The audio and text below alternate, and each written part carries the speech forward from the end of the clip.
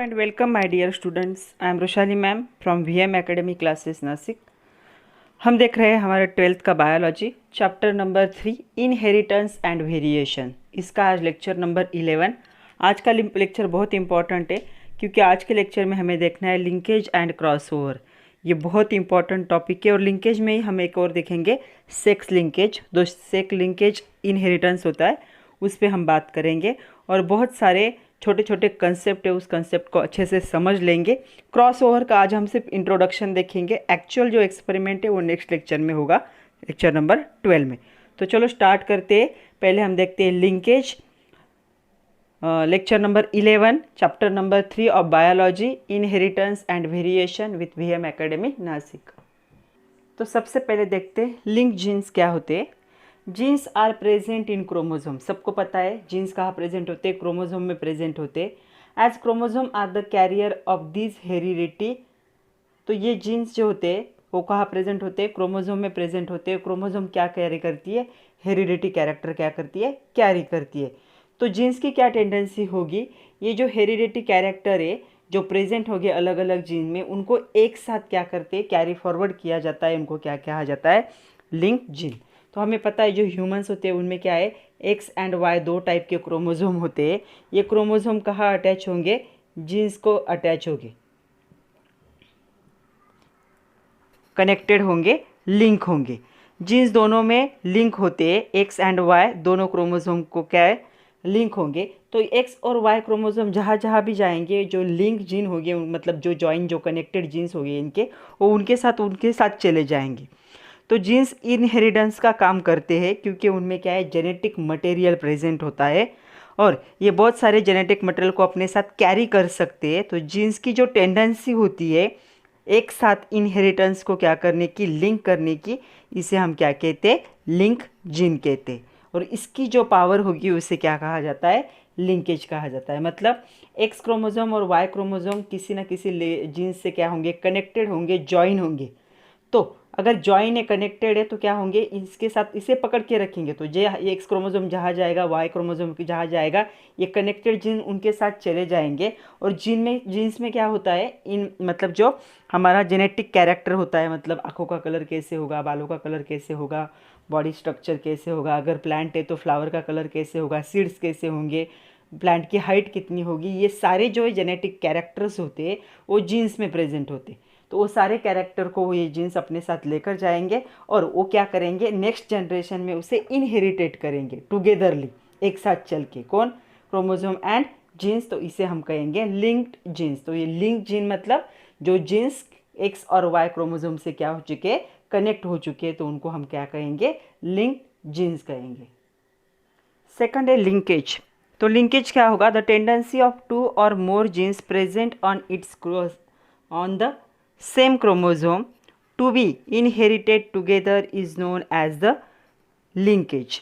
मतलब क्या होगा, जो लिंक जीन्स होंगे वो हेरिटेंस को क्या करते हैं, कैरी फॉरवर्ड करते हैं। और जो टेंडेंसी उनकी या जो उनकी जो पावर है इसको कैरी फॉरवर्ड करने की, उसे हम क्या कहेंगे, लिंकेज कहेंगे। तो टेंडेंसी का मतलब होता है उनकी आदत, उनका जो पावर होगा वो क्या है, उसे हम क्या कह सकते हैं, उसे हम कहेंगे लिंकेज। मतलब जो लिंक जीन है वो क्या कर रहे हैं, आइदर 1 2 हो सकते हैं, या मिनिमम 2 होंगे, 2 हो सकते हैं या 2 से ज़्यादा भी हो सकते हैं। वो कहाँ प्रेजेंट होंगे, क्रोमोजोम में, सेम क्रोमोजोम में प्रेजेंट होंगे। और वो से मतलब आइदर एक्स और वाई।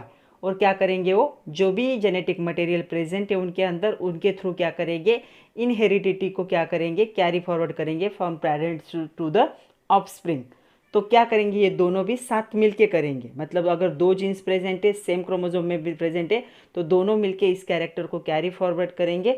इसे हम क्या कहेंगे, लिंकेज कहेंगे। और लिंकेज दो टाइप के होते हैं, हमें दोनों भी टाइप देखने।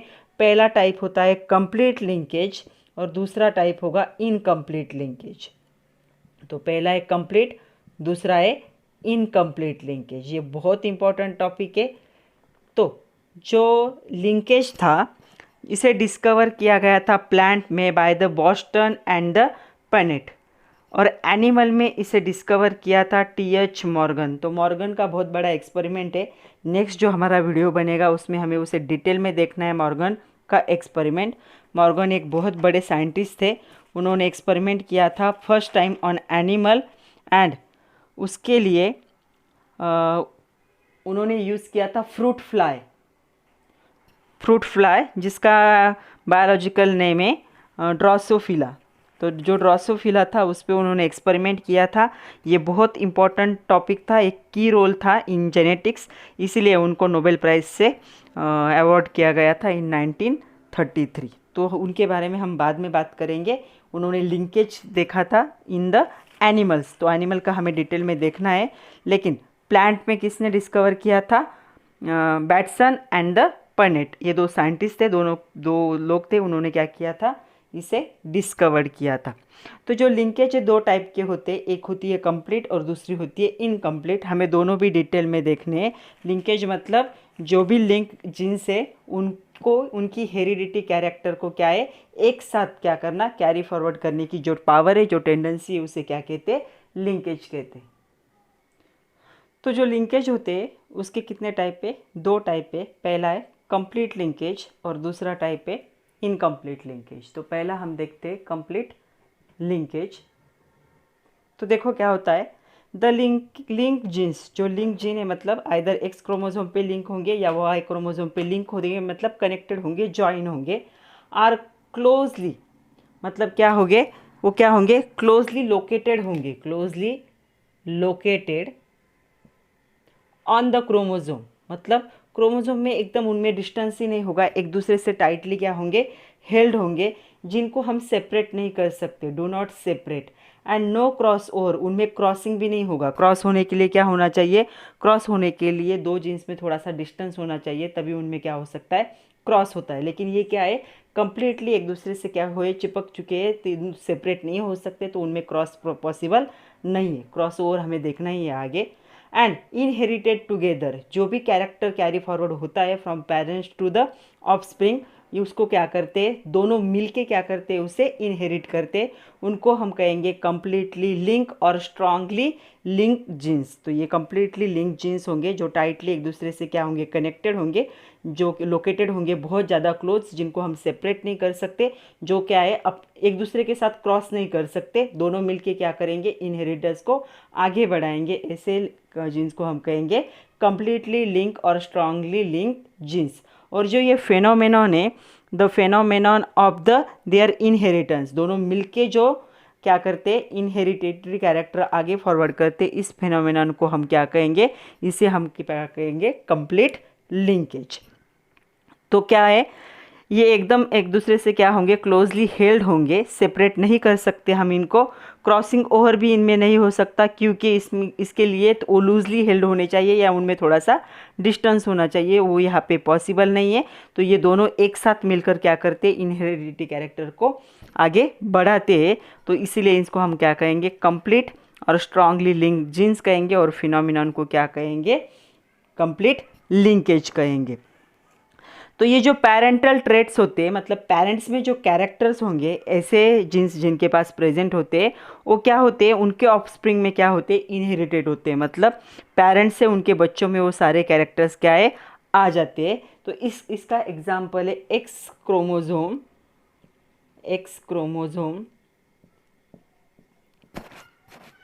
ऑफ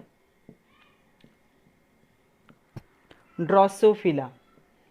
तो ड्रोसोफिला का कॉमन नेम है फ्रूट फ्लाई। हाउस फ्लाई जैसे होता है वैसे फ्रूट फ्लाई जो होता है उसे क्या कहते हैं? ड्रोसोफिला कहते हैं। आप गूगल करके देख सकते हो, आपको बहुत सारे पिक्चर मिल जाएंगे। तो जो मेल होता है ड्रोसोफिला मेल, वो क्या करता है? ड्रोसोफिला में भी कौन? Mail, x chromosome. मेल के पास क्या होता है? एक एक्स क्रोमोजोम होता है और एक वाई क्रोमोजोम होता है। तो जो एक्स क्रोमोजोम होगा मेल के पास ड्रोसोफिला के, उसमें क्या होते हैं? कंप्लीट लिंकेज होते हैं। मतलब ऐसे जीन्स प्रेजेंट होंगे जो क्या होंगे? एक दूसरे से क्लोजली लोकेटेड होंगे, जिन्हें आप सेपरेट नहीं, मतलब जो सेपरेट नहीं होते, एक दूसरे में क्रॉस भी नहीं करते। लेकिन जो भी पेरेंट के जीन्स में कैरेक्टर होता है, दोनों मिलके उसे क्या करते हैं? ऑफस्प्रिंग में, मतलब उनके बच्चों में क्या करते हैं? ट्रांसफ़र करते, ट्रांसमिट करते। तो उनको हम कहेंगे कंप्लीट लिंकेज। तो ये कंप्लीट लिंकेज का एग्जाम्पल है ड्रोसोफिला, मतलब फ्रूट फ्लाइज। मेल क्या करता है? कंप्लीट लिंकेज को शो करता है। अभी हमें देखना है इनकम्प्लीट लिंकेज। दूसरा टाइप हमें देखना है इनकम्प्लीट लिंकेज। तो इनकम्प्लीट लिंकेज क्या होगा, कंप्लीट लिंकेज के एग्जैक्टली अपोजिट होगा। यहाँ पे जो लिंक जीन होंगे मतलब एक्स क्रोमोसोम पे लिंक हो सकते हैं या फिर वाई क्रोमोसोम पे लिंक हो सकते हैं, they are distantly located on the chromosome. तो उनमें क्या होगा, थोड़ा सा डिस्टेंस होगा, क्लोजली लोकेटेड नहीं होंगे ऑन सेम क्रोमोसोम। तो ये क्या होंगे, सेम क्रोमोसोम पे क्या होंगे, थोड़ा डिस्टेंसली क्या होंगे, लोकेटेड होंगे। और क्या कर सकते हैं ये, यहाँ पे थोड़ा सा चांस है सेपरेशन का, क्योंकि उनमें डिस्टेंस है तो उनको इजीली हम क्या कर सकते हैं, सेपरेट कर सकते हैं। अगर क्लोज होते तो उनका सेपरेशन पॉसिबल नहीं होता, तो उनमें थोड़ा सा डिस्टेंस है तो वहाँ पे सेपरेशन का चांस है। कैसे सेपरेट होंगे, बाय क्रॉसिंग ओवर, एक दूसरे में क्या करेंगे, वो क्रॉस करेंगे। इनको हम कहेंगे इनकम्प्लीटली लिंक्ड और वीकली लिंक्ड जीन्स। और इस फिनोमिनन को हम क्या कहेंगे, ये जो फिनोमिनन है उनके हेरिडेंस का, उसे हम कहेंगे इनकम्प्लीट लिंकेज। ये एक नया ट्रेड क्या होता है, ऑफस्प्रिंग में ला सकते हैं। तो उनकी वजह से जो ऑफस्प्रिंग होंगे उनमें नए कैरेक्टर आने के चांसेस है। जो वेरिएशन आता है वो आता है बिकॉज ऑफ इनकम्प्लीट लिंकेज और बिकॉज ऑफ क्रॉसओवर। क्रॉसओवर हम जब देखेंगे तब हमें देखना है कि वेरिएशन क्यों आता है। अगर आप देखोगे तो सेम पेरेंट्स के अगर दो बच्चे हैं तो दोनों बच्चे सेम नहीं दिखते।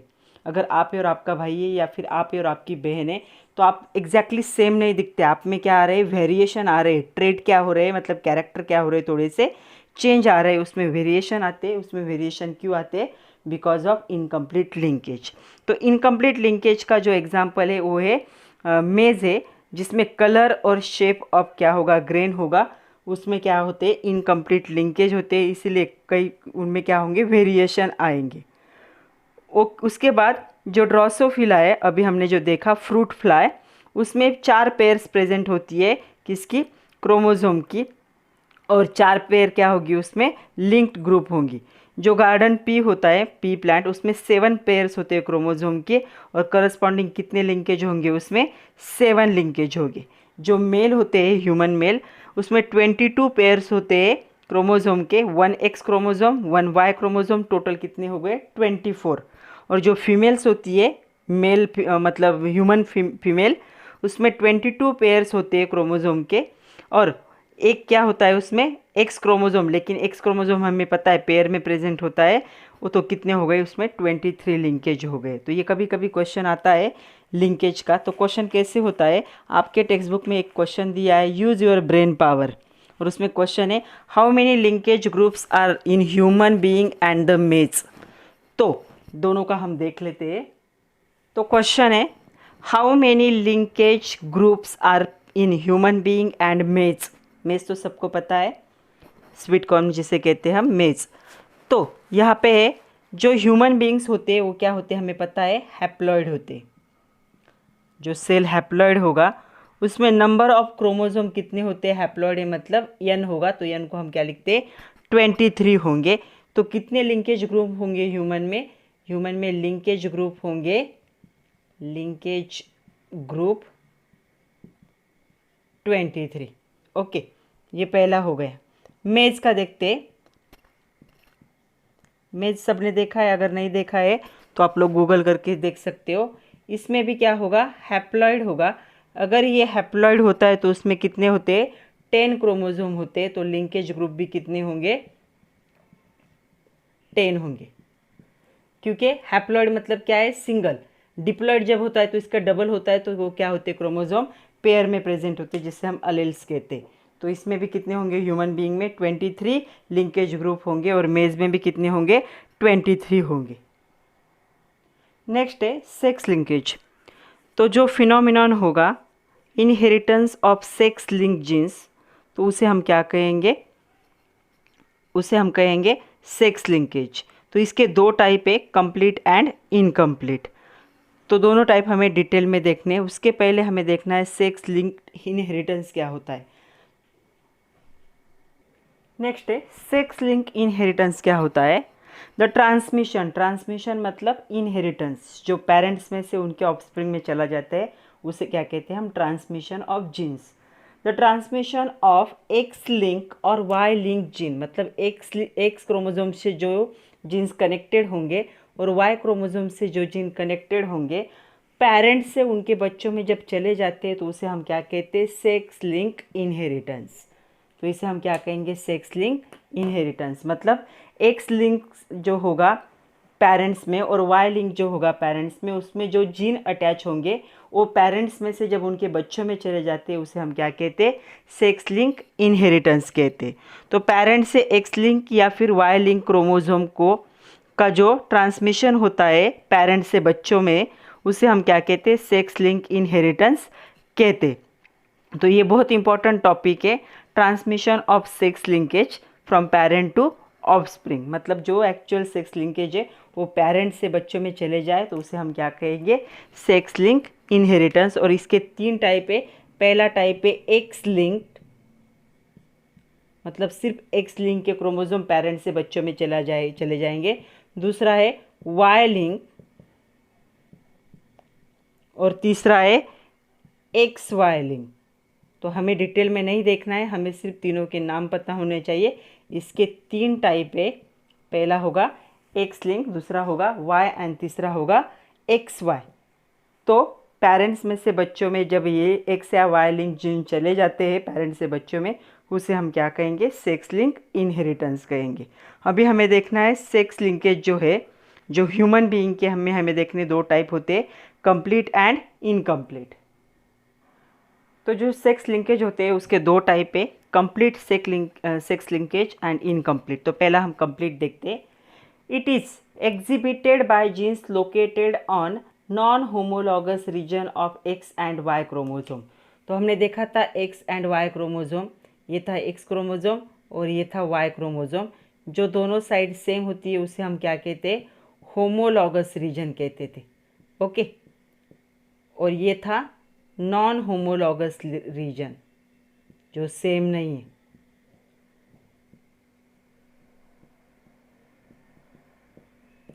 तो ये कहाँ एग्जिबिट होते हैं, ये एग्जिबिट होते हैं non homologous region of X and Y chromosome. ये एक्स क्रोमोसोम है और ये वाई क्रोमोसोम है। तो दोनों के कहाँ पे प्रेजेंट होगा, कहाँ पे एग्जिबिट करेंगे कंप्लीट सेक्स लिंकेज, यहाँ पे लोकेट होंगे नॉन होमोलॉगस रीजन पे।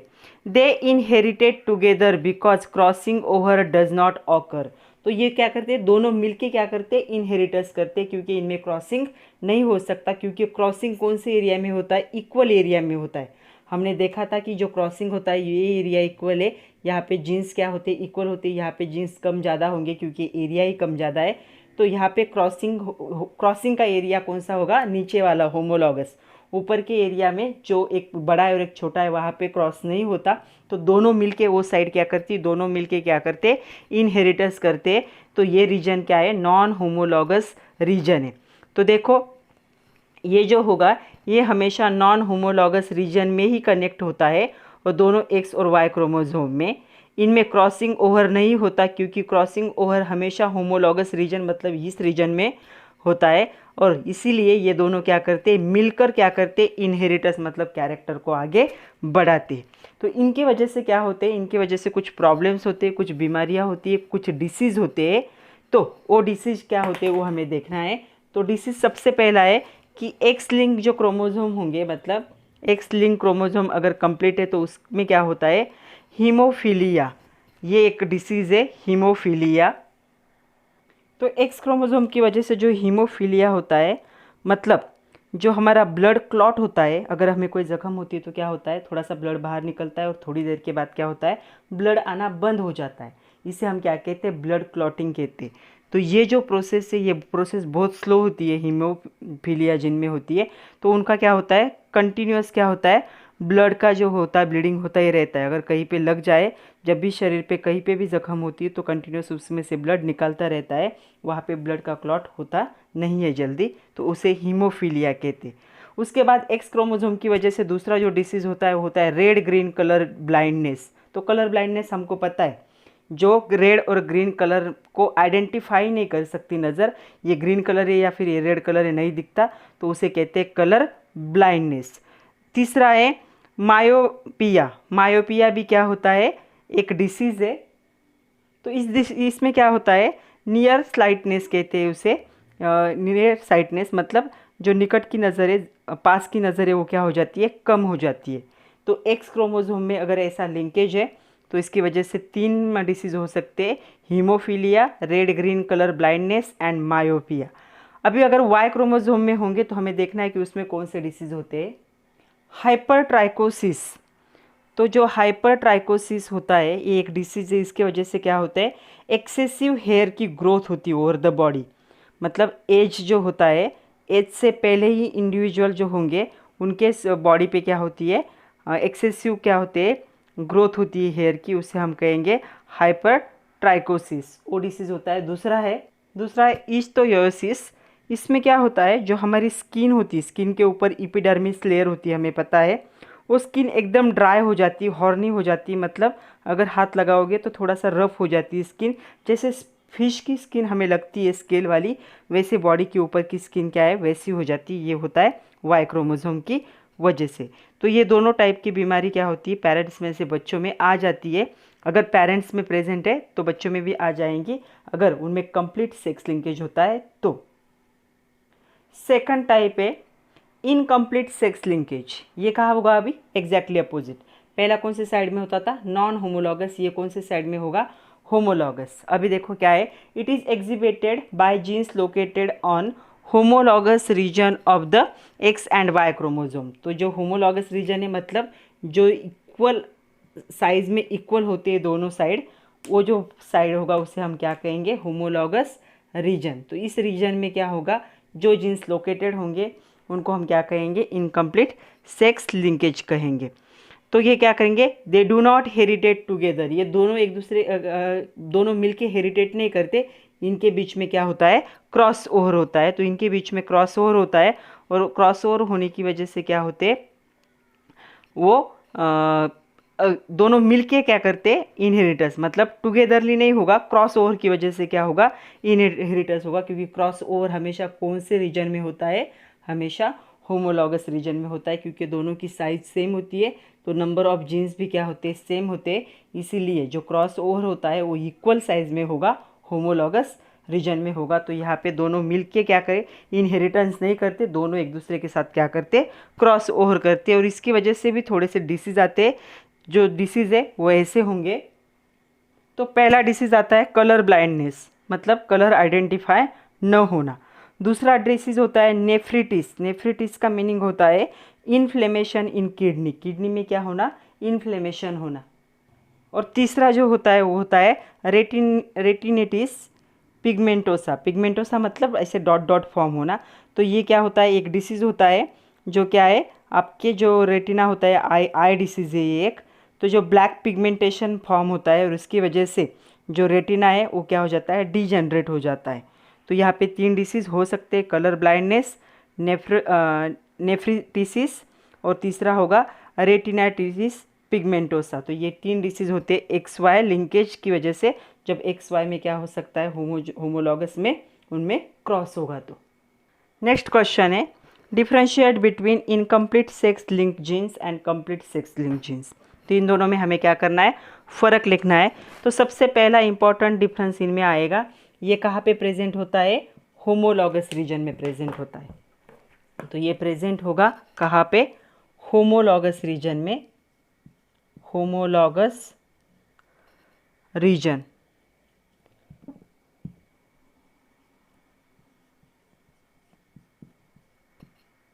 Of X and Y. ये कहाँ पे होगा, हेट्रोलॉगस, जिसे नॉन होमोलॉगस कहते हैं, sorry, non homologous region, again for the X and Y में। ये क्या है, डू नॉट हेरिटेट टुगेदर, क्योंकि ये क्या होते हैं, लूजली हेल्ड होते हैं। तो ये टुगेदर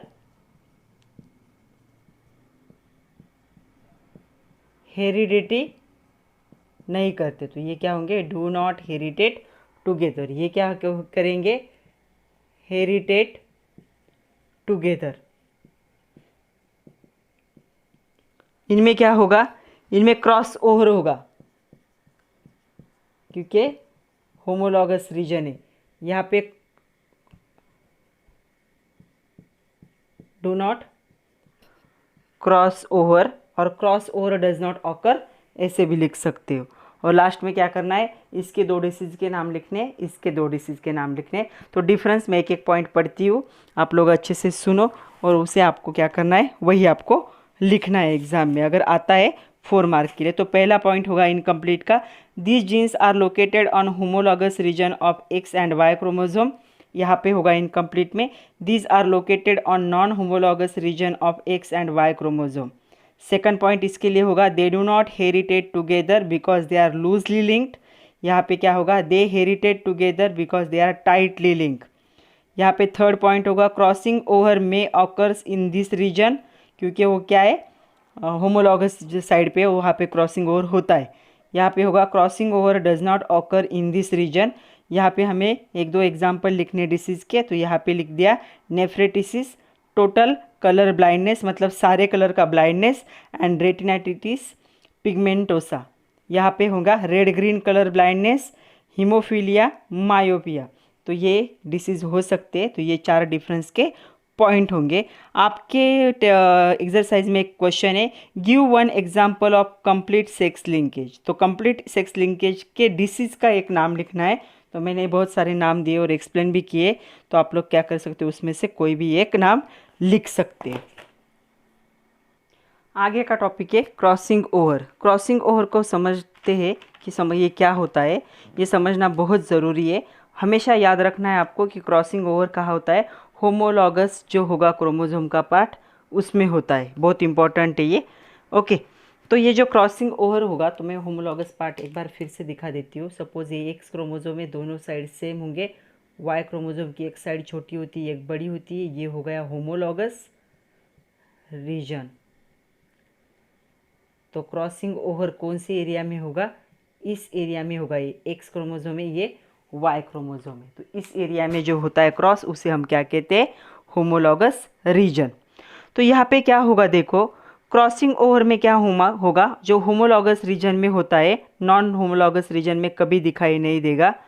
यहाँ पे जो प्रोसेस है, यहाँ पे क्या मिलता है, हमें न्यू कॉम्बिनेशन मिलता है, न्यू कॉम्बिनेशन यहाँ पे प्रोड्यूस होता है। ये क्या है, रिस्पॉन्सिबल है फॉर द, किसके लिए, जो होगा वेरिएशन उसके लिए। तो यहाँ पे क्या होगा, एक प्रोसेस है, प्रोसेस है मतलब एक स्लोली होने वाली प्रोसेस है, क्या प्रोड्यूस कर सकती है, न्यू कॉम्बिनेशन और रीकॉम्बिनेशन। सपोज एक क्रोमोसोम था, ऐसे था, ऐसे समझो, उसका रेड कलर था, और दूसरा क्रोमोसोम था उसके साथ ही पेयर वाला, उसका ब्लैक कलर था। तो ये क्या हो गए, ये नीचे के जो 2 पार्ट दिखाए, इसके 2 पार्ट और इसके 2 पार्ट, उसे हम क्या कहेंगे, नॉन सिस्टर क्रोमैटाइड। मतलब हमने क्रोमोसोम को ऐसे ड्रॉ किया था, ये हो गया एक क्रोमोसोम और ये हो गया दूसरा क्रोमोसोम। तो इन दोनों का क्या कहेंगे, नॉन सिस्टर क्रोमैटाइड। मतलब एक दूसरे के एक सेम क्रोमोसोम के पार्ट नहीं हो, नेबरिंग क्रोमोसोम के पार्ट है, तो इसे हम क्या कहेंगे, नॉन सिस्टर क्रोमैटाइड। तो क्या होता है, अगर यहाँ पे अलग अलग कलर के, तो क्या कर सकते हैं, ये जो नीचे का पार्ट है, जो होमोलॉगस पार्ट होगा, एक दूसरे के साथ क्रॉस करेगा, और हमें जो नया मिलेगा, तो नया में भी हो सकता है कि दोनों का मिक्सचर हो, रेड और ब्लैक मिलके ब्लू बन जाए। मतलब क्या हो रहा है वहाँ पे, इंटरचेंजिंग और एक्सचेंजिंग ऑफ द जीन्स। तो वहाँ पे क्या होता है, कॉम्बिनेशन हो सकता है या रिकॉम्बिनेशन हो सकता है, नया कुछ प्रोडक्ट मिल सकता है। क्यों, क्योंकि ये क्रोमोसोम अपने जीन्स इस क्रोमोसोम के साथ क्या कर रहा है, इंटरचेंज कर रहा है, एक्सचेंज कर रहा है। मतलब ये अपने कुछ जीन्स इसे देगा, ये अपने कुछ जीन्स इसे देगा, दोनों एक दूसरे में क्या करेंगे, जीन्स को एक्सचेंज करेंगे, इंटरचेंज करेंगे। करस्पॉन्डिंग सेगमेंट मतलब जो जीन्स की सेगमेंट होगी बिटवीन नॉन सिस्टर क्रोमैटाइड। तो पहले क्रोमोसोम का क्रोमैटाइड और दूसरे क्रोमोसोम का क्रोमैटाइड, उसे हम क्या कहेंगे, non sister chromatid of homologous chromosome. तो जो होमोलॉगस रीजन होगा वहीं पे, तो बिकॉज ऑफ इंटरचेंजिंग और एक्सचेंजिंग द जीन्स, तो क्या वहाँ पे क्या होता है, एक नया कैरेक्टर क्या हो सकता है, फॉर्म हो सकता है। तो इसे हम क्या कहेंगे, इसे हम कहेंगे क्रॉसिंग ओवर। तो क्रॉसिंग ओवर क्या होता है, 2 क्रोमोसोम के बीच में जो जीन्स होते हैं उनका इंटर एक्सचेंजिंग होती है होमोलॉगस रीजन में, और जो नॉन सिस्टर क्रोमैटाइड होता है उनके बीच में यहाँ पे जो डीएनए होंगे या फिर जो जीन्स होंगे वो क्या कहेंगे, इंटर एक्सचेंज करेंगे एक दूसरे को, और इसके वजह से क्या होगा, इंटरचेंजिंग हो रहा है जीन्स का मतलब क्या है, आप हम उसे क्या कहते थे, म्यूटेशन कहते थे। म्यूटेशन मतलब क्या होगा, इंस्टेंट और क्या होगा, जो होगा sudden change in the genes. तो यहाँ पे म्यूटेशन होता है और म्यूटेशन की वजह से क्या होता है, जो नॉन सिस्टर क्रोमेटाइड्स होंगे उनके अंदर ये होगा और उसकी वजह से वेरिएशन आते।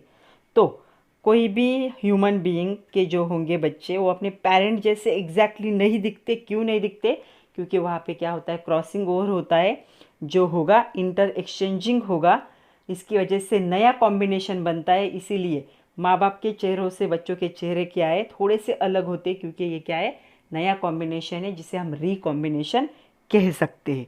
तो अभी आप लोगों को अच्छे से समझ में आया होगा। मैं आप लोगों को एक डायग्राम दिखाती हूँ, उस डायग्राम से और अच्छे से समझ में आएगा। तो देखो एक क्रॉसिंग ओवर का एक डायग्राम है, इस डायग्राम से मैं आप लोगों को एक्सप्लेन करती हूँ। फिगर में देखो ग्रीन और रेड कलर, दो कलर के क्रोमोसोम दिख रहे हैं स्टार्टिंग में। एक ग्रीन कलर का है जिसके पास दो क्रोमेटाइड है, और एक रेड कलर का है उसके पास भी दो क्रोमेटाइड है। देखो ये ग्रीन वाला का एक क्रोमेटाइड, ये रेड वाले का क्रोमेटाइड, और ये ग्रीन और रेड जो क्रोमेटाइड होंगे उनको हम क्या कहेंगे, नॉन सिस्टर क्रोमेटाइड। ग्रीन वाले से क्या है, सिस्टर क्रोमेटाइड है, और रेड वाले से क्या है, सिस्टर क्रोमेटाइड है। लेकिन रेड और ग्रीन को एक दूसरे का क्या कहेंगे, नॉन सिस्टर क्रोमेटाइड। तो इनमें क्या हो रहा है, क्रॉस ओवर हो रहा है बिटवीन नॉन सिस्टर क्रोमेटाइड। तो ये क्या है, होमोलॉगस क्रोमोसोम है, मतलब दोनों की साइज एंड शेप क्या है, सेम है। तो जब इनमें क्या होता है, क्रॉस ओवर होता है, तो ग्रीन के कुछ कैरेक्टर रेड में चले जाएंगे, रेड के कुछ कैरेक्टर ग्रीन में चले आएंगे। तो जो नया प्रोडक्ट बनेगा वो डीएनए का देखो कैसे बनेगा, एक्सचेंज ऑफ डीएनए, मतलब genes between the non sister chromatid की वजह से क्या हो गया, इंटरमिक्सिंग हो गया। तो ये रिस्पॉन्सिबल होता है फॉर द वेरिएशन। इस जीन में जो एक्सचेंज होता है उस वजह से हमारे ह्यूमन बीइंग में क्या आते हैं, बहुत ज़्यादा वेरिएशन आते हैं, मतलब फिजिकल चेंजेस आते हैं। इसीलिए हम एग्जैक्टली हमारे पेरेंट जैसे नहीं दिखते। तो ह्यूमन बींग्स में क्या आते हैं, थोड़े से वेरिएशन। अगर स्नेक देखोगे आप, फिश देखोगे तो एग्जैक्टली सेम लगते हैं, लेकिन ह्यूमन बींग उनका जो फिजिकल अपीयरेंस है अपने पेरेंट्स से अलग होता है, because of such type of cross over between the non sister chromatids of the homologous chromosome. तो अभी आपको लोगों को अच्छे से समझ में आया होगा।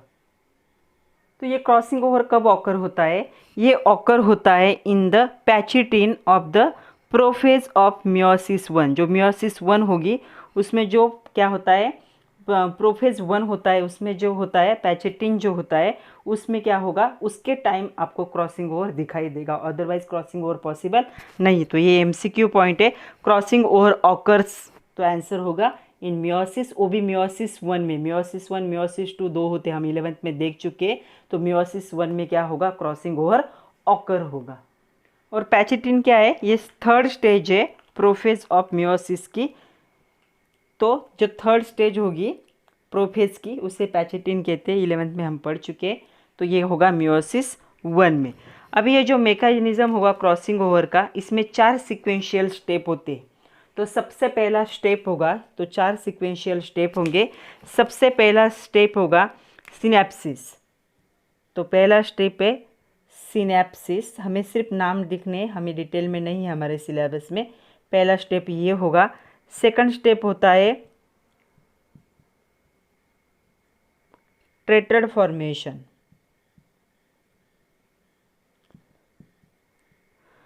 थर्ड स्टेप होगा क्रॉसिंग ओवर।